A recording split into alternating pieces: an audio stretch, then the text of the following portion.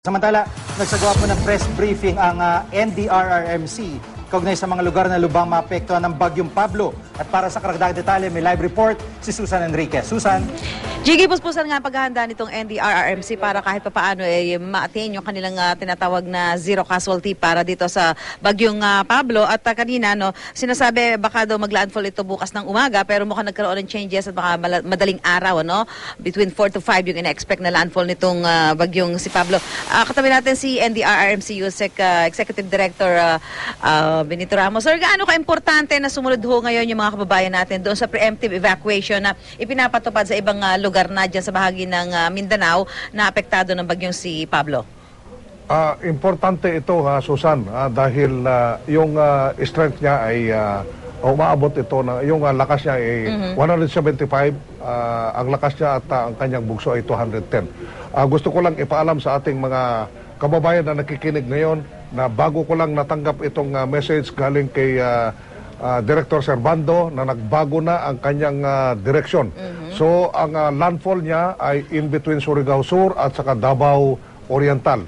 So itong 6 na munisipyo na ito sa Davao Oriental, Lingig, Boston, Katiil at dito naman sa banda ng Surigao Sur yung Bislig, Hinatuan at saka yung Barobo.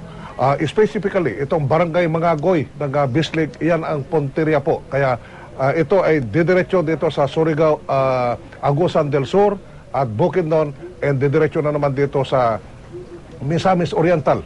Kaya itong Cagayan de Oro, Baliguan, Hingoog, kasama na rin po yung Iligan. Kailangan mag-ingat po tayo dahil napadali ito dahil 26 kilometers per hour, aabot ito ng alas 4 or alas 5 mag-landfall. So pag-ingatan po, may I call on the attention of Governor Johnny Pimentel of Surigao Sur, Governor Sol Matugas of Surigao del Norte, and Governor Chongki Oy of Compostela Valley, and the Governor of Davao Oriental, si Governor Corazon Malañaon.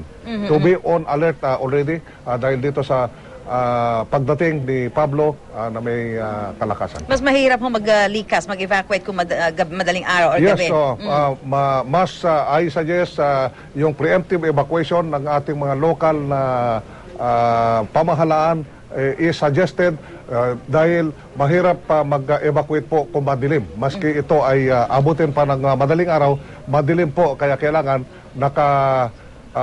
pag-preemptive evacuation na po tayo. Okay, maraming salamat po, Yusek Benito Ramos. Mamaya po alas 11 ng gabi magkakaroon po ulit sila ng press briefing dito po sa NDRRMC kaugnay ng Bagyong si Pablo. Balik sa'yo, Jiggy. Maraming salamat, Susan Enriquez.